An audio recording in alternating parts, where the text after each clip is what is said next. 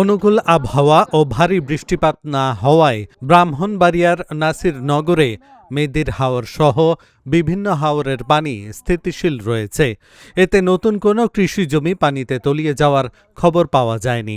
তবে গেল টানা কয়েকদিনের ভারী বর্ষণে হাওরের পানি বৃদ্ধি পাওয়ায় অন্তত ৩০৫ হেক্টর বোরো ধানের জমি পানির নিচে তলিয়ে আছে। যদিও কৃষক বলছে ক্ষতির পরিমাণ আরও অনেক বেশি। এতে কষ্টে ফলানো সোনালী ফসল পানির নিচে তলিয়ে যেতে দেখে দিশেহারা হয়ে পড়েছেন কৃষক। মঙ্গলবার সকাল থেকে আকাশ ভালো থাকায় ও রৌদ্রোজ্জ্বল দিন হওয়ায় স্বস্তি রয়েছে কৃষকদের মাঝে। তারা তাদের কষ্টের ফসল বাঁচাতে হাওরের দিকে ছুটছেন। তবে পানি বৃদ্ধি পাওয়ায় কোথাও বুক পানি আবার কোথাও কোমর পানিতে নেমে ধান কাটতে হচ্ছে তাদের। এক্ষেত্রেও রয়েছে শ্রমিক সংকটের বিড়ম্বনা।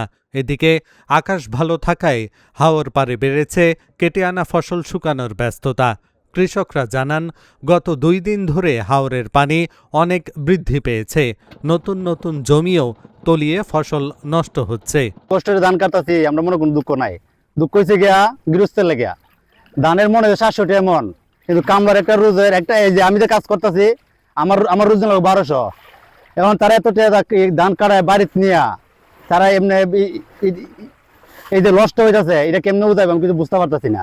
একবার খেত কাটছে আটকানি আগে যে 1 লাখের রুফে, 1 লাখ টাকা ধান কি বেড়ে বেচতে পারবো? আমার তো মনে হয় 1 লাখ টাকা ধান বেড়ে বেচতে পারবো। ধান মনে হয়েছে না 60 মন। এখন কি একটা অবস্থা এই গৃহস্থের, তারা এটা 6 মাসে ফসল, ঠিক আছে, খালি একটা সিজন ধান করুন যা ভাই, এরা সারা মাস হয়ে পানিতে কেন যে পানিতে এই ধানগুলো বাসায় লেগে গেল গা। গৃহস্থ এখন খুব অস্তনতার মাঝে আছে, তারা খুব টেনশন আছে, তারা কিন্তু বাঁচার কোনো উপায় নাই।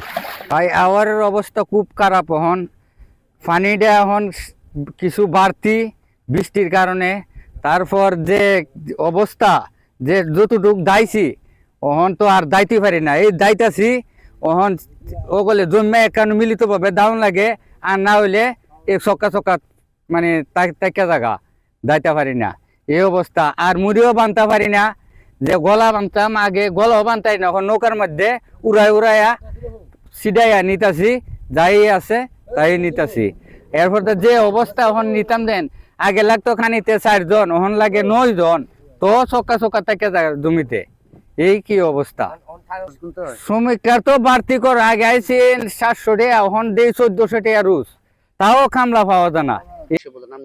আজকে তো মনে হয় আমরা 7-8-10 দিন ধরে এই বৃষ্টির মেঝে ধান কাটতে পারি না, পানি তো লেগেছে গা, কোনো খাড়ারি পরিবেশ নাই। ধান যেটি খাইতে আনছি এটিও মনে করে শুকাইতে পারি না, গ্যাস জ্বালাইছে। মানে আজকে একটু রোদ্দুর উঠছে, ধান তো সব কিছু নষ্ট হয়ে গেছে গা। নষ্ট হয়ে যাওয়ার পরে এরপর এখন আজকে একটু রোদ্দুরে থাকবো না, আজকে একটু লাড়াছাড়ি করতেছি তোদের বুঝিনি। এরপরে তো আমরা তো সব দিকে ক্ষতি, মনে হয় 10 কানি ক্ষেতের মেঝে 3 কানি আনছি, 7 কানি রয়েছে পানির তলে, আনার কোনো পরিবেশ নাই। পানি খালি বাড়তি কীভাবে খাইতে আনবো ওদের জন্য। অন্ত এই এখন যে আনছি দিল্লি আমরা টানাটানি করতেছি, আজকে একটু রোদ দেখো না। এরপরে দানা তো মনে অনেক লম্বা গ্যাস দিলেছে, নষ্ট হয়ে গেছে। এখন দেখি চেষ্টা করে কিছু শুকায় কিছু মানুষ করতে পারি।